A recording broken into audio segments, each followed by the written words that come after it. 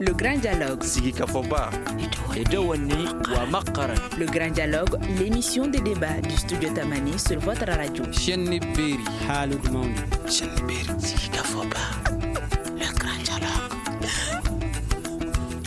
Chers invités, auditeurs et téléspectateurs, bonsoir à toutes et à tous. Nous allons nous intéresser aujourd'hui à la grève des agents de santé en cours, notamment à Bamako. Et nos invités sont Djimé Kanté, porte-parole du syndicat du CHU, Gabriel Touré, et M.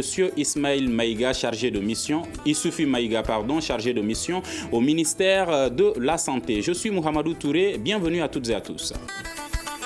Le grand dialogue. Djimé Kanté, pourquoi vous êtes en grève? Merci bien. Nous sommes malheureusement en grève parce que nos autorités ne nous laissent d'autre choix.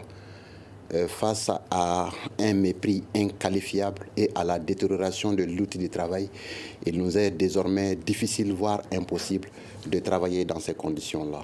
Quand vous voulez aller dans une des structures de santé, vous vous posez trop de questions. Il faut d'abord que vous appeliez pour voir si vous connaissez quelqu'un. Cela n'est pas normal. Trop de personnes meurent aujourd'hui dans les voitures. Trop de personnes souffrent juste pour avoir des tickets de consultation. Donc pour améliorer vraiment les conditions d'accueil, de soins et d'hospitalisation, mais aussi pour mettre un personnel dans ses droits. C'est-à-dire que le respect des engagements pris vis-à-vis d'un personnel qui n'a que trop souffert, dans un premier temps. Ensuite, dans un second temps, mettre ce personnel vraiment dans le minimum, le strict minimum de conditions de travail. Donc c'est voilà pourquoi nous avons déposé un préavis de grève. Ce n'était même pas pour aller en grève en réalité, mais c'était pour forger un cadre de concertation. Mais sincèrement, nous avons été déçus par l'attitude du département de la santé et du développement social qui ne nous a répondu que par mépris. Et face à ça, on ne nous laissait pas le choix. Quand vous dites déçu par l'attitude, vous parlez de ce mépris? Non, ce mépris fait suite à d'autres mépris. Depuis avril 2020, le syndicat a adressé plusieurs correspondances. Mais qu'appelez-vous mépris des autorités? Mépris, d'abord, c'est le fait qu'on ne réponde pas à nos sollicitations. Nous avons voulu que dans un climat apaisé, sans préavis, sans pression, qu'on trouve des solutions à des problèmes. Nous avons sollicité dans ce sens, on ne nous a jamais écoutés. Et lorsqu'on nous a écoutés, on a tenu des promesses qui n'ont jamais été respectées. Et ensuite, lorsque nous sommes allés dans les négociations, les réponses données sont à la limite insultantes pour nous, pour le personnel de santé et surtout encore pour les autorités réellement soucieuses de la santé de sa population. C'est ce que nous appelons mépris et ça va crescendo, c'est inquiétant. Et qui avez-vous approché et qui vous a répondu? Est-ce le ministère de la Santé ou le ministère de la Fonction publique? Oui, l'administration étant une continuité d'abord au niveau de ces structures de santé. Nous sommes d'abord adressés à notre direction dans les différents hôpitaux. Et là, on n'a pas eu satisfaction. Les réponses apportées disent que bon, voilà, ce n'est pas au-delà de nos moyens. Les fonds alloués ne sont pas suffisants souvent pour vous mettre en sécurité, juste pour nous donner souvent des bavettes. Et cela, nous sommes montés donc un peu plus haut en nous adressant au ministère de la Santé. Et nous avons été souvent reçus par certains ministres et même par l'actuel ministre de la Santé. Nous avons été reçus et sincèrement, nous avons été surpris de voir d'abord que nos interlocuteurs semblent ignorer l'importance des problèmes, la pertinence des questions que nous les soumettons. Et aussi, nous n'avons senti à aucun moment aucune réelle volonté d'y apporter des solutions. Que pensez-vous de cette grève en cours, M. Issoufi Maïga? Je dis bonsoir d'abord à nos téléspectateurs. Je crois que c'est l'occasion qui est donnée à la partie gouvernementale de pouvoir s'exprimer par rapport à ce préavis de grève. Le préavis de grève a été déposé auprès du ministre de la Fonction publique le 15 février. C'est un préavis de plusieurs structures de comités syndicaux des hôpitaux de Bamako. Nous avons commencé les négociations le mercredi passé et nous avons traité jusqu'à 6 points. C'est à partir du 6e point que nos partenaires sociaux ont voulu rompre les négociations. Vous avez traité tous les points, c'est à partir du 6e point. C'est à partir du 6e point qu'il y a eu une rupture parce que là c'était un point de désaccord. Et ils pensaient que ce point de désaccord suffisait pour rompre les négociations. Ce 6e point porte sur quoi? Ce 6e point porte...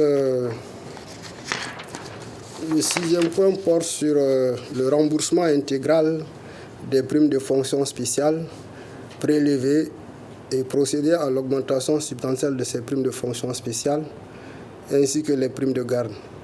Voilà un peu le 6e point. Alors expliquez-nous, qu'est-ce qui s'est passé? Est-ce que le gouvernement n'a pas voulu leur accorder ce 6e point ou qu'est-ce qui s'est passé? Nous pensons qu'au regard des textes actuels, de la législation, les primes de fonction spéciale qu'ils revendiquent ont été coupées conformément au texte. Pour la simple raison que les textes disent qu'on ne peut pas bénéficier de 2 primes d'une même nature. Alors pour nous, la prime de fonction spéciale, ils sont des bi-appartenants qui travaillent dans les structures de santé.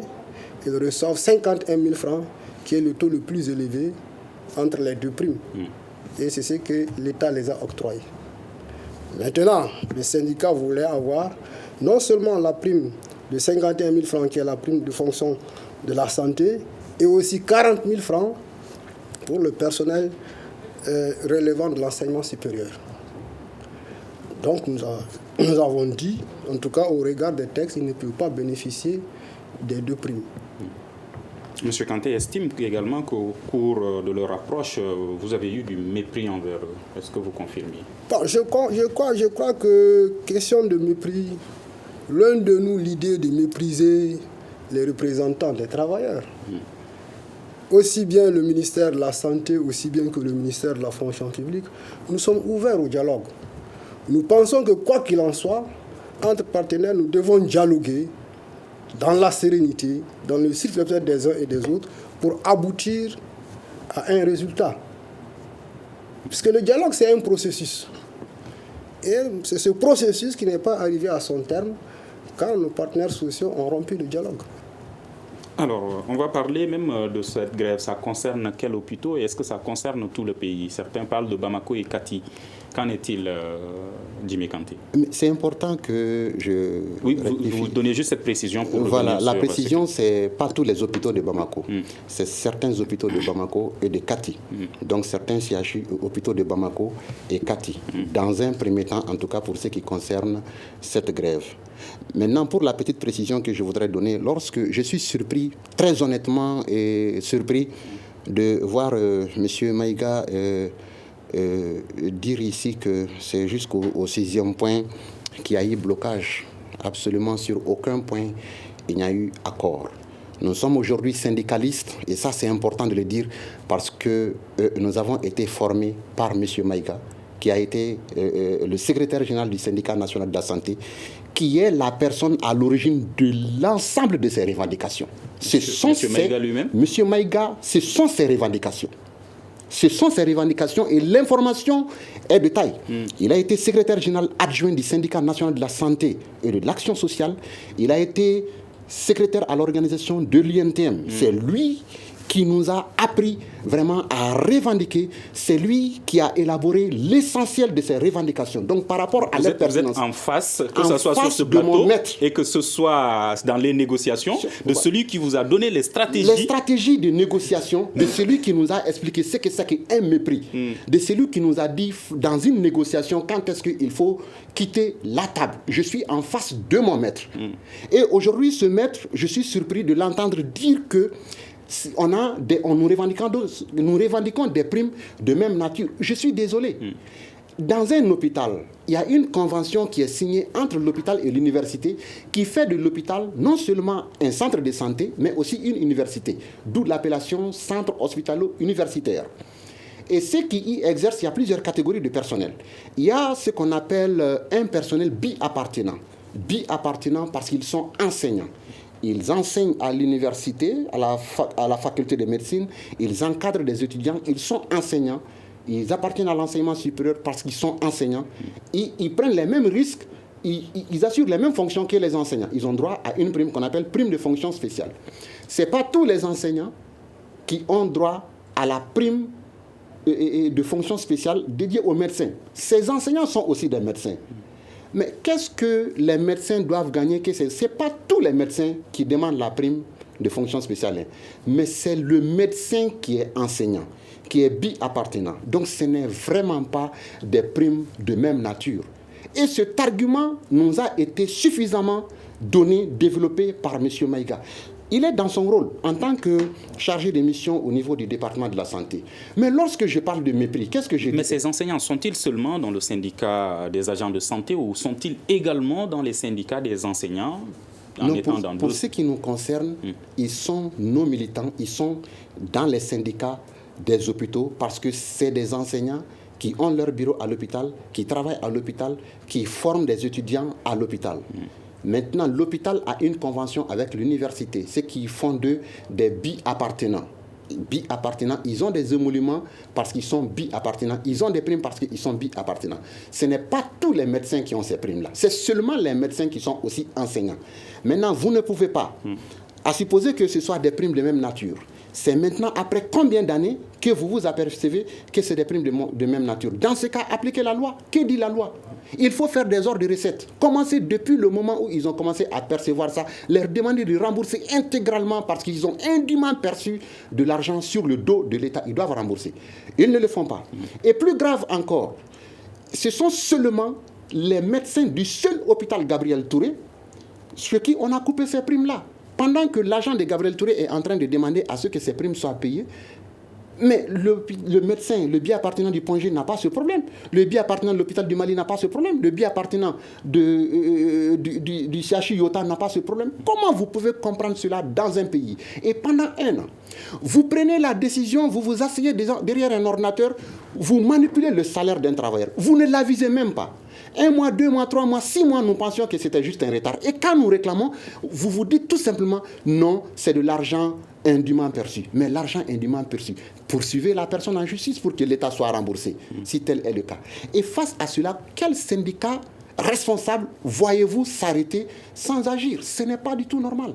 Et le mépris, c'est parce que lorsque nous partons au ministère de la Santé, M. Maïga sera très mal à l'aise aujourd'hui, parce que c'est lui qui dirige les négociations au ministère de la Santé. Mais en réalité, les consignes qu'on lui donne, il n'a pas qualité dans la salle à prendre certaines décisions. Il est obligé pendant les négociations de sortir souvent pour aller consulter le ministre. Aucun ministre dans la salle. Le secrétaire général du ministère n'est pas là. Le chef de cabinet n'est pas là. J'ai beaucoup de respect pour sa personne parce que c'est l'homme aujourd'hui de la situation le plus, en tout cas, renseigné par rapport à tous ces dossiers. Mais à un moment donné, lorsque des syndicats se mettent ensemble, il faut que Madame la ministre, quelles que soient ses préoccupations, soit dans la salle, avec son chef de cabinet, avec d'autres ministres, qu'on parle de la santé des Maliens, comment soulager les Maliens qui meurent tous les jours dans nos structures de santé. Et nous appelons cela mépris parce que nous l'avons appris de notre maître Maïga qui est là. Encore une précision, quels sont les hôpitaux qui sont concernés pour que les auditeurs et téléspectateurs puissent savoir où est-ce qu'il y a grève? L'hôpital Gabriel Touré, la grève, elle est effective. À l'hôpital du Point G, elle est effective. À l'hôpital de Kati, elle est effective, mais partiellement suivie, parce qu'il y a plusieurs syndicats. Certains syndicats ne sont pas signataires. À l'hôpital du Mali, il y a également ces mouvements-là. À l'hôpital dermatologique de Bamako, c'est effectivement suivi aujourd'hui. Est-ce qu'il y a le service minimum dans ces différents hôpitaux? Non, ça, je vous assure que c'est ce qui fait que souvent, la partie gouvernementale ne nous prend pas au sérieux. Ce que nous assurons dans les hôpitaux, c'est plus que le service minimum. Je puisse assurer aujourd'hui nos téléspectateurs, ceux qui nous écoutent sur les radios, qu'aucune femme enceinte ne va se présenter dans une de ces structures sans être prise en charge.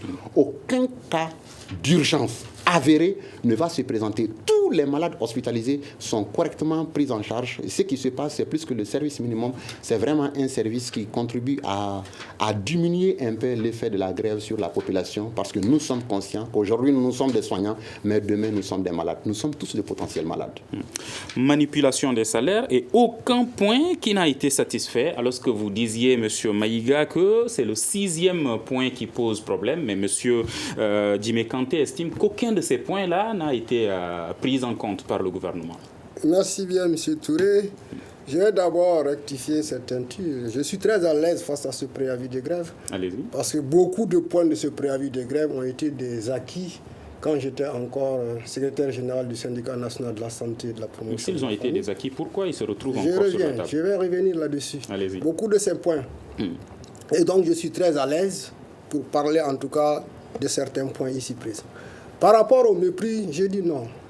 Madame le ministre n'a jamais eu de mépris par rapport à un partenaire. Que ce soit les partenaires, les syndicats, que ce soit les partenaires de la société civile. La veille, à la veille de la conciliation, Madame le ministre a rencontré les syndicats par rapport à ce préavis de grève. Peut-on parler de mépris quand tu rencontres ton partenaire à la veille même des négociations? J'ai dit non. Les points, on a dit 6 points. Sur les 6 points, nous avons un point d'accord, un point d'accord partiel, 4 points de désaccord. Voilà la situation. Et la situation a été sanctionnée par un PV de non-conciliation signé par le président de la commission de conciliation, Ahmed Sidibé. Rappelez déjà ces 6 points à nos auditeurs et téléspectateurs. Quels sont ces différents points? Le premier point du préavis de grève, rendre effectives les mesures de sécurité et de motivation du personnel dans le cadre de la lutte contre l'épidémie à coronavirus. Ça, c'est le premier point. Celui-ci est un acquis. Celui-ci était un accord partiel. Accord partiel. Ensuite, le point 2, c'est mettre le personnel bien appartenant lésé dans ses droits. Et ce deuxième point contient 4 sous-points. Payer intégralement les aérés et émoluments, intégrant les émoluments dans les salaires, uniformisant ces émoluments dans toutes les structures, revisitant la convention hospitalo-universitaire en y associant tous les acteurs. Ça, c'était un point de désaccord. Le troisième point, c'est parachever le processus. Ça l'est toujours? C'est toujours un point de désaccord? Le deuxième? Le deuxième, c'est un point de désaccord. Et le premier, un point. Ensuite, on vient au troisième point. Parachever le processus d'intégration dans la fonction publique de l'État et du personnel contractuel dont les dossiers ont déjà été traités en tenant compte de leur nouvelle situation administrative et en régularisant la situation de ceux déjà intégrés. Je suis à l'aise de parler de ce point parce que quand j'étais syndicat, c'est moi qui ai posé ce point. Et en 2019, mais il faut rappeler que c'était une décision purement politique qui ne correspondait à aucun texte de la République du Mali. Mais du fait qu'au niveau de nos hôpitaux, la masse salariale dépasse les recettes. On a lutté, on a obtenu l'intégration. Ça devait s'effectuer en 2010. Malheureusement, avec les différents événements, ça a connu beaucoup de retard. Mais on a continué la lutte jusqu'en 2019. Et je suis à l'aise de le dire sur ce plateau. Quand on m'a dit à la primature que l'arrêté d'intégration a été signé, j'étais très content. Donc ce troisième point est acquis. Je viens, monsieur. Sur ce point, nous avons constaté, au bout du rouleau, on a intégré le personnel sanitaire et on a laissé le personnel des autres professions, c'est-à-dire les comptables, etc. Donc c'est qu'on a intégré 72 personnes, il restait 76 personnes à intégrer. Effectivement, après moi, ils ont continué la lutte. Il fallait donc intégrer les 76 personnes restantes. Et aujourd'hui, je viens, monsieur le journaliste. Oui. Les dispositions ont été prises pour intégrer effectivement les 76 personnes. Maintenant, ce que les camarades réclament, effectivement, comme c'est depuis 2006, il y en a qui ont eu des diplômes. Ils veulent aujourd'hui qu'on fasse l'intégration en renouvelant vraiment les dossiers des 76 qui restent et même voir les 112 qui ont intégré, parce qu'effectivement, les 112 qui ont intégré, certains ont perdu en matière de salaire. Il y en a qui ont fait des pertes de 50 000, sinon plus. Nous avons dit non. OK. Intégrons d'abord les 112 restants. Cela nous donnera la chance de terminer le dossier conformément à l'engagement que le gouvernement a pris. Maintenant, par rapport à la nouvelle situation administrative, parce que certains, en intégrant la fonction publique, ont eu un rabais de salaire. Certains, on ne les a pas intégrés à concurrence du nouveau diplôme qu'il a. C'est une nouvelle revendication. Une fois que les 148 éléments sont intégrés, l'engagement du gouvernement est terminé. Nous revenons à une nouvelle situation maintenant, où les 148 sont là. On verra parmi les 148 ceux qui ont eu des difficultés, des rabais de salaire, ou ceux qui n'ont pas, en tout cas, le diplôme qu'ils ont aujourd'hui ne correspond pas au salaire qu'ils prennent. D'accord. Donc, accord ou pas au niveau de ce troisième point? Donc, au niveau de ce point où déjà il y a des gens qui ont été intégrés, ça a été un point de désaccord. D'accord. 2 désaccords et un accord partiel. 4e point. Le 4e point, c'est l'amélioration des conditions de travail des CHU des hôpitaux. Ça, c'est en 2 sous-points.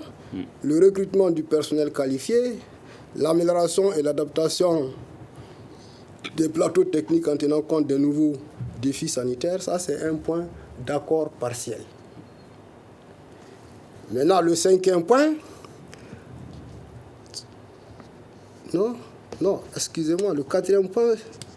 Le 4e point, c'est de rendre effective la prise en charge gratuite des soins médicaux et du médicament pour le personnel socio-sanitaire assujetti à l'AMO, conformément aux engagements et aux textes.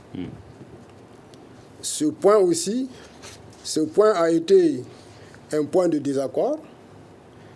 Maintenant, le 5, qui a 2 sous-points, a été un point d'accord partiel. Et le 6e point, qui est encore le remboursement des primes de fonction spéciale, a été un point de désaccord. Voilà donc la situation, en tout cas au moment où on rompait les négociations. Donc ce n'est pas le 6e point seulement qui pose problème, c'est 4 autres points. C'est 4 autres points qui posent problème. Voilà. Alors, tu m'es canté. Merci, M. Touré. Vous l'avez remarqué certainement. D'un seul point de désaccord, comme le disait Maïga, il vient à 6 points de désaccord. Mais il faut que nos téléspectateurs comprennent que ce que les syndicats réclament, en réalité, doit être une lutte populaire. Et je suis vraiment très à l'aise et très surpris lorsque M. Maïga dit qu'il n'y a pas eu de mépris. Mais et combien de temps nous avons discuté avec Madame le ministre? On nous avait demandé juste de donner 1 semaine pour permettre au nouveau secrétaire général du département de prendre connaissance. Nous sommes restés 1 mois. Madame ne nous a jamais appelés. Aucun responsable du ministère ne nous a appelés. C'est lorsque le préavis est déposé sur table, les négociations devraient être ouvertes lundi et mercredi, que vous nous appelez, mais pour nous dire quoi? En réalité, c'est par politesse que nous sommes allés répondre. Ça aurait été lui, il n'allait même pas faire le déplacement.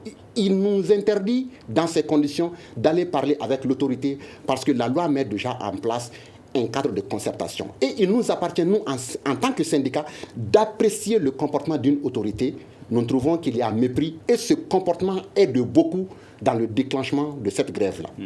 Maintenant, concernant les points, c'est très important, très rapidement, si je peux en parler. Allez-y. Lorsqu'il parle du premier point, le premier point qui concerne de rendre effectives les mesures de sécurité et de motivation du personnel dans le cadre de la lutte contre l'épidémie à coronavirus. Mais regardez ce que nous réclamons.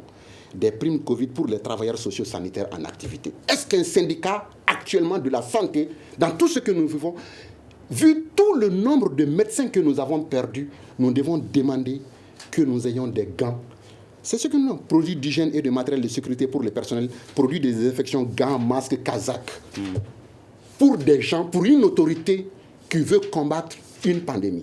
Les médecins qui réclament des gants, des bavettes, mais c'est lamentable. Donc les médecins au Mali aujourd'hui sont en manque de gants. En manque de tout. Et de masques. Du strict minimum. En manque de tout. Et ça, je le dis à haute et intelligible voix. Parce que je suis à Gabriel Touré, je sais ce qui se passe en réalité. Et lorsque nous demandons une indemnité spéciale pour le personnel ayant été victime de Covid. Mais ça, aujourd'hui, vous savez, le médecin, lorsqu'il attrape une maladie dans un hôpital, il peut en mourir. Mais ce n'est pas seulement lui. Il peut aussi aller transmettre ça à sa femme, à ses enfants, ou en tout cas à son conjoint. Et lorsque nous demandons une indemnité pour des gens qui sont morts de cette maladie, et je pense que l'État doit être sensible à ça pour vraiment motiver suffisamment ce personnel-là.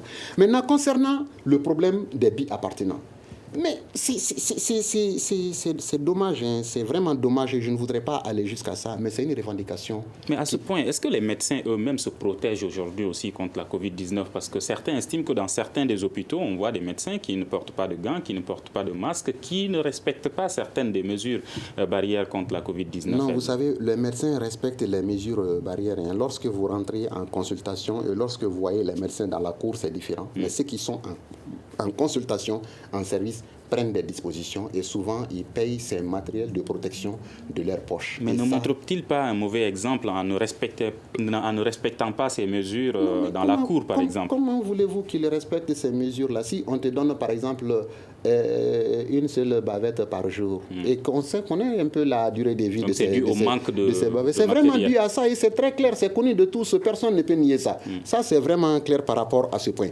Maintenant, et concernant la pertinence des points, je dis et je maintiens il a dit, c'est surprenant qu'il y a eu un PV de non-conciliation signé par le président de la commission de conciliation. Vous savez, ça fait rire.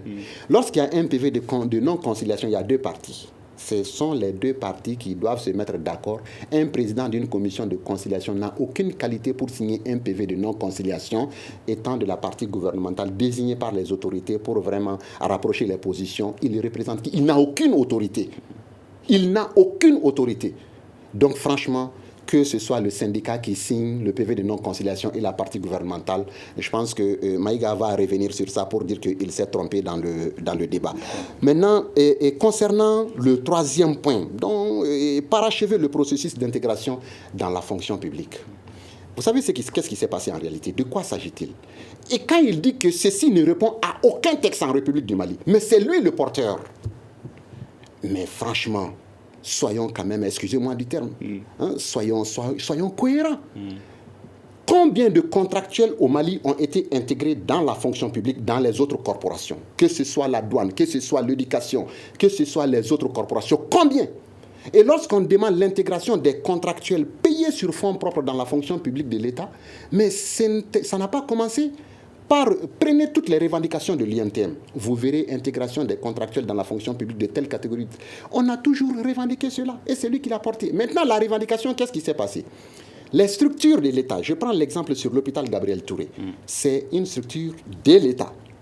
Et dans cette structure, le directeur de l'hôpital autorise un travailleur à aller faire une formation. Le directeur de l'hôpital paye sa formation. L'agent revient. Au moment de l'intégrer, on ne prend pas compte de ça. Un agent qui se retrouve en catégorie A, au moment de l'intégrer, on le met en catégorie C. Autrement dit, celui qui est aujourd'hui chef de service se retrouve être l'agent de l'agent qu'il a formé. C'est une injustice. Il a dit, des gens ont perdu 50 000 à 75 000 francs sur leur salaire. Mais pourquoi intégrer dans ces conditions-là? Nous demandons l'intégration. Alors, sur les 6 points de revendication aujourd'hui... Ce n'est pas 6 points, c'est 12 points. 12 points de revendication. Il a parlé des premiers points sur lesquels les discussions ont... Un syndicat, lorsque vous venez en discussion... Alors, sur les 12 points, est-ce que si vous obtenez un accord sur 6 points, vous allez accepter de reprendre? Je pense que M. Maïga va quitter la peau de gouvernement. Il va se mettre dans cette peau de syndicaliste. Il va répondre à cette question. Mais vous-même déjà, est-ce que vous allez accepter? Non, je sais qu'il va abonner dans le même sens que moi, je le sais, galant. Maintenant, dans ces revendications-là... Mais vous n'avez pas répondu. Je vais répondre. Dans ces 12 points de revendication, il y a déjà des points... D'accord. Non, c'est-à-dire que c'est des points sur lesquels des engagements avaient déjà été pris. Il suffit simplement d'honorer ces engagements-là. Mais il y a ce qu'on appelle des points rouges. Lorsque vous vous asseyez pour procéder à des coupes drastiques sur le salaire d'un travailleur, il est hors de question que ce travailleur continue vraiment à exercer sans que vous lui payiez son salaire. Sans paiement de ces primes prélevées, ce n'est pas possible. Et je l'ai dit lorsque Gabriel Touré seul était en grève. J'ai dit aujourd'hui c'est Gabriel Touré seul, mais c'est stratégique. Après nous allons revenir avec d'autres hôpitaux. Et ce qu'ils ne savent pas, ils vont payer. Mais après avoir fait tellement de dégâts aux Maliens, parce qu'on va revenir avec l'ensemble des structures de santé du Mali, avec les mêmes doléances, parce que tout le monde est concerné par ces revendications, ils vont finir par accepter. Monsieur Maïga, que vous allez finir par accepter, mais après que des dégâts soient déjà observés au niveau des consommateurs. Je crois que ce n'est pas de gaieté de cœur que on va laisser les gens aller en grève. Vous savez, ce qu'il dit, il y a une conception sur laquelle il faut revenir. Vous avez vu que l'État malien a pris beaucoup d'engagements. Et malgré les engagements, les préavis ne font que fleurir. Mais pourquoi je viens à cela parce que... Oui, justement, c'est pour comprendre. Pourquoi l'État s'engage-t-il si l'État ne peut pas respecter ses engagements comme le pensent certains? C'est pour cela qu'aujourd'hui, l'État est en train d'arrêter et de ne prendre que des engagements où lui-même, il est sûr et certain que ces engagements, il va pouvoir les honorer. Et ceux qui sont déjà pris, qu'est-ce que l'État va faire de ces Les engagements qui sont déjà pris, c'est pour cela, à la fonction publique, on est en train de recruter, de recenser tous les PV de conciliation. pour voir les engagements que l'État a pris et voir comment, avec le dialogue, on va pouvoir trouver des solutions à tous ces engagements que l'État a pris. Donc parmi les 12 points dont il parle, ceux sur lesquels il y a déjà des engagements, ils peuvent être sûrs que ces engagements seront respectés. Je viens, M. Touré, c'est pour cela que nous avons demandé à aller à une conférence sociale. On ne peut pas dire à un syndicat d'aller à une trêve tant que tu ne résous pas le problème des engagements. Voilà l'idée qui a conduit le gouvernement aujourd'hui à demander à aller à une conférence sociale, en traitant déjà en amont ces engagements déjà pris, trouver des solutions pour ça, et maintenant aller à une conférence sociale où tous les partenaires vont se retrouver, on va voir ce qui est faisable dans l'intérêt supérieur de la nation malienne. Je vais revenir sur le problème du matériel de protection. Je dis non. Je vous demande de faire un tour dans les différentes structures. Ils ont quand même le minimum du matériel de protection par rapport à la Covid-19. Le minimum. Oui, j'ai dit le minimum parce que... Est-ce que ça suffit? Aujourd'hui, en tout cas, quand tu regardes tous les centres de prise en charge de Covid, nous avons assez de matériel de protection par rapport. Maintenant, les autres centres où il n'y a pas de prise en charge, ils ont le matériel nécessaire pour se protéger. Ça, c'est au moins clair. Donc, ce n'est pas le minimum, c'est le Maintenant, matériel nécessaire. je viens, parce qu'ils demandent, à la négociation, ils demandent certains matériels de qualité qui aujourd'hui, même commandés, on ne pourra pas les avoir dans l'immédiat. Ah, ils ne sont pas en manque de matériel, mais non, nous ne ils sommes veulent pas, un matériel de qualité. Voilà, nous ne sommes pas. Je suis désolé, suis désolé, le mauvais matériel que vous l'avez, donnez-nous ce mauvais matériel, ce point sera éteint. Le mauvais matériel, donnez-nous en quantité. S'il te plaît, camarade Jimé, vous avez dit, ils l'ont dit lors des négociations, et ils ont dit que nous ne prenons que des dons. C'est eux qui l'ont dit. Mais moi, je suis convaincu aujourd'hui qu'il y a le matériel pour pouvoir travailler. J'en suis convaincu. Et je vous demande d'aller voir dans les centres de prise en charge, d'aller voir dans les structures. Ça, c'est au moins clair. Donc, le matériel de protection existe, bel et bien au sein de nos structures. Est-ce que vous pensez que les syndicalistes, les médecins aujourd'hui en demandent trop? Non, on ne dit jamais à un travailleur qu'il demande trop. Ce qu'ils demandent, est-ce que c'est légitime, ces différentes revendications? Nous avons toujours dit que les revendications sont légitimes. Est-ce que vous pouvez les satisfaire, l'État? Mais l'État les gère en fonction de ses moyens. C'est ça le problème aujourd'hui. Je vous ai dit que dans le temps, quand moi-même j'étais syndicat, il y a eu des engagements. Certains de ces engagements-là n'ont pas été résolus jusqu'à présent. Et vous avez cité le problème d'intégration des contracteurs dans la fonction publique. Ce n'est pas totalement éteint.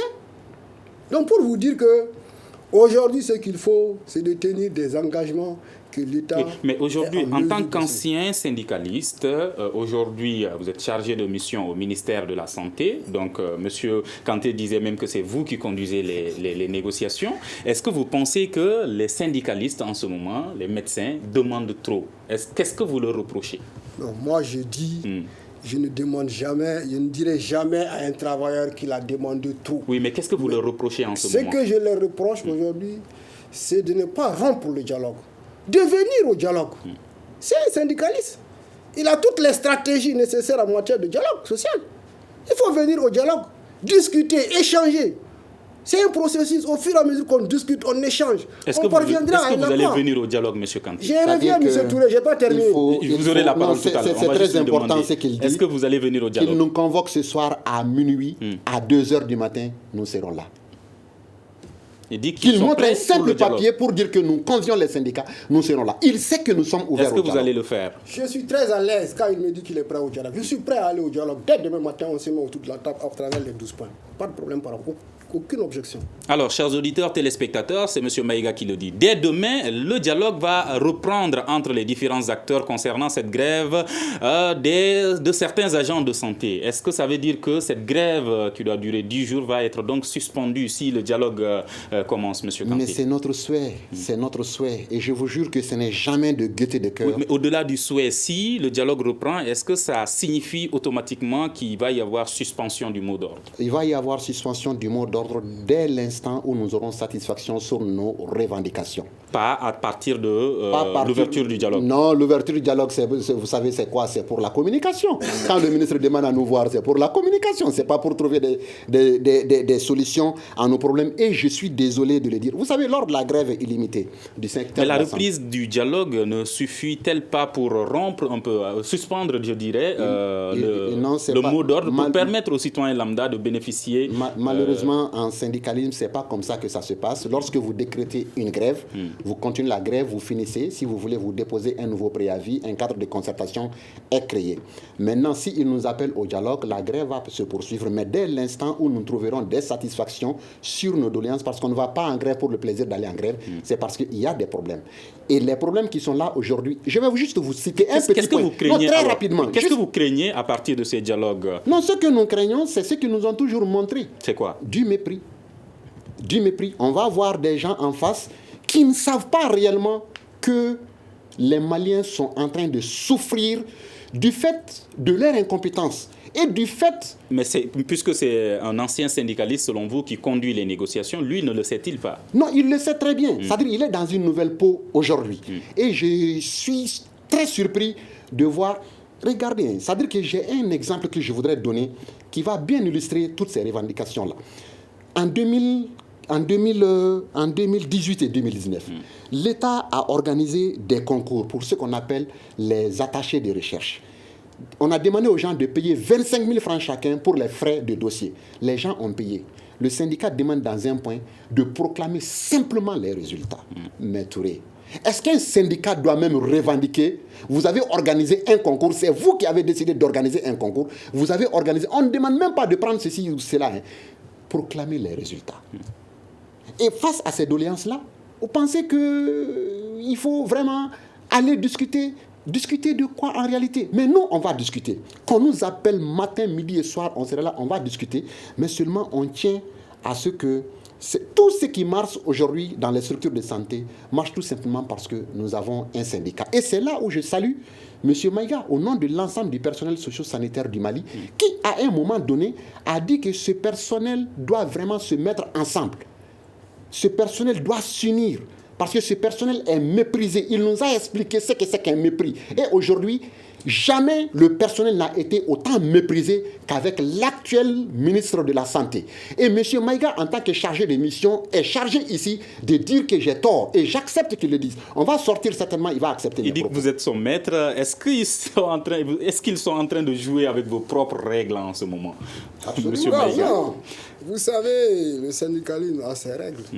Maintenant, au-delà du dialogue, qu'est-ce que vous vous engagez de faire pour que aujourd'hui cette grève des agents de santé puisse prendre fin au bonheur des consommateurs?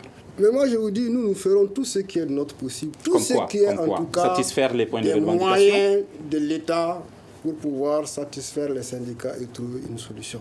Mais encore une fois, faudrait-il que nous ayons les moyens nécessaires. Parce que c'est ça le problème. Vous avez les moyens aujourd'hui de satisfaire lesquels ou combien parmi ces 12 points de revendication? Non. Vous savez, le gouvernement du Mali vient de dédier aux travailleurs une nouvelle grille qui amenait le plafond de la grille des agents de la fonction publique à 1382.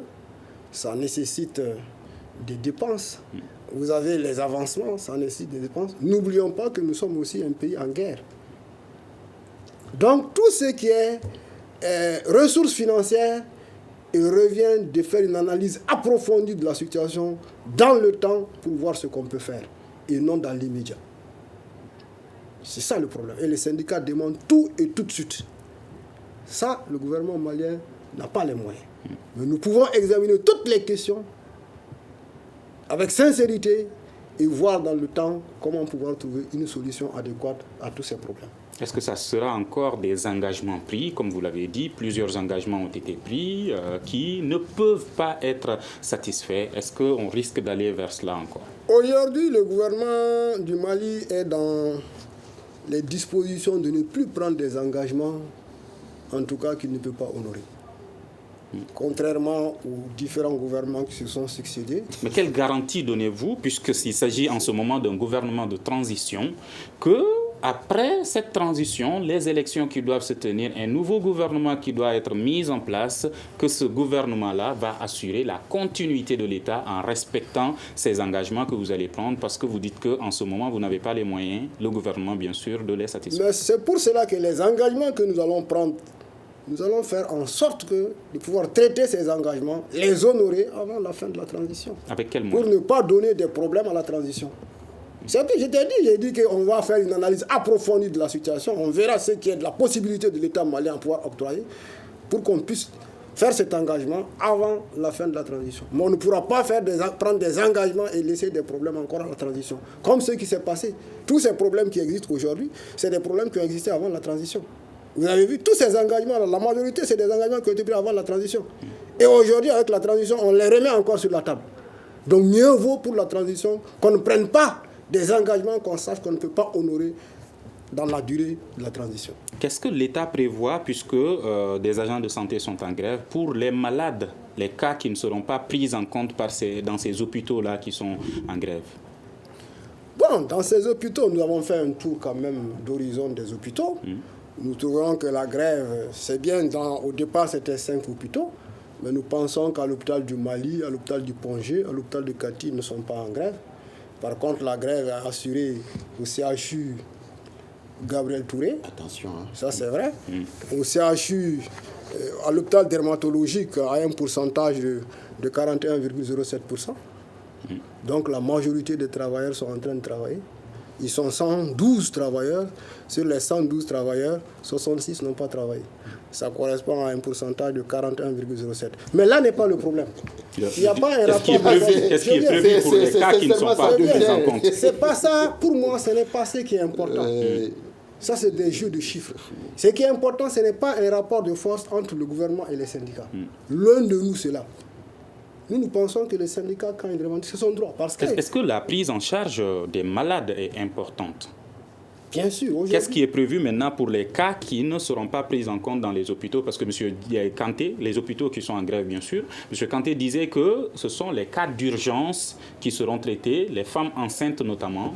Aujourd'hui, en tout cas, au moment où je quittais, je sais que les hôpitaux qui sont en grève ne sont pas encore débordés. Et les mesures seront prises, en tout cas, pour pouvoir trouver des solutions aléatoires pour pouvoir faire face à ces cas en cas de débordement. Cette grève a lieu dans un contexte marqué par la crise sanitaire Covid-19. Est-ce que les cas Covid sont pris en compte? Bon, les cas Covid, il y a un centre de prise en charge Covid. Ceux qui arrivent à Gabriel Touré, quand il y a des symptômes, ils sont orientés vers ce centre-là. Mais ils sont traités déjà. Et qui est l'hôpital dermatologique et qui se trouve également en grève. Et un hôpital sur lequel Maïga donne un chiffre très ironique. Mais juste une précision concernant la Covid-19, pour les cas qui ne sont pas... À partir de quoi vous jugez si c'est un cas d'urgence ou pas, pour pouvoir traiter, savoir qu'il s'agit de Covid-19 et référer ce dernier? Non, c'est-à-dire que l'urgence est déterminée par le médecin. Et la loi dit que des cas reconnus d'urgence sont des cas pour lesquels, lorsque un acte médical n'est pas immédiatement posé, la vie de la personne ou de l'enfant qu'elle porte peut en pâtir. C'est ce qu'on appelle urgence, en tout cas, telle définie par la loi. Maintenant, le médecin traitant qui est là face aux malades, c'est lui qui peut déterminer. Certains malades peuvent venir sur pied. Le médecin est capable de déterminer que ça, c'est un cas urgent, alors que par contre, d'autres peuvent venir sur civière. Il peut trouver que ce n'est pas urgent parce que ça, ce travail lui appartient et il sait comment le faire. Donc, c'est le médecin qui jugera quel cas prendre en fonction vraiment de tout le dispositif qui se trouve... Il nous reste 3 minutes. Si pendant ces 10 jours, vos revendications ne sont pas satisfaites, est-ce qu'il y a des risques que cette grève soit prolongée? C'est ce que Maïga vient de nous demander indirectement.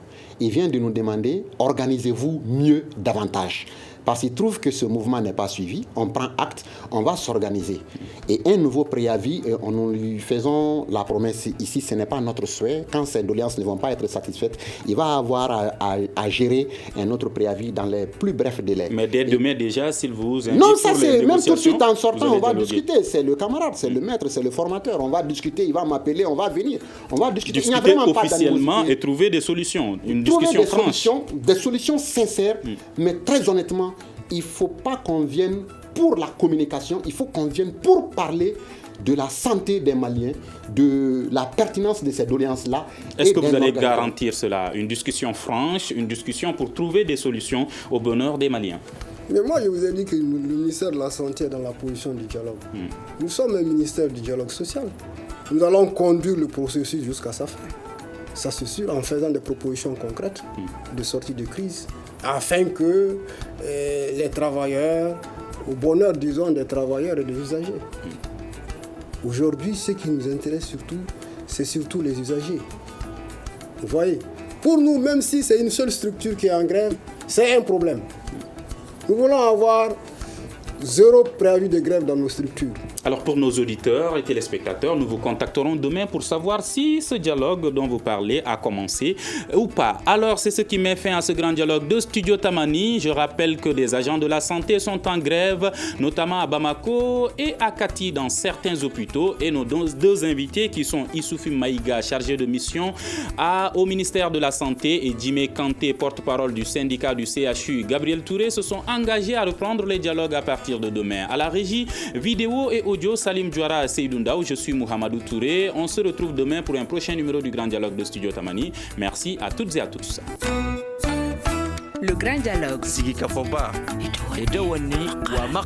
Le Grand Dialogue, l'émission des débats du Studio Tamani sur votre radio.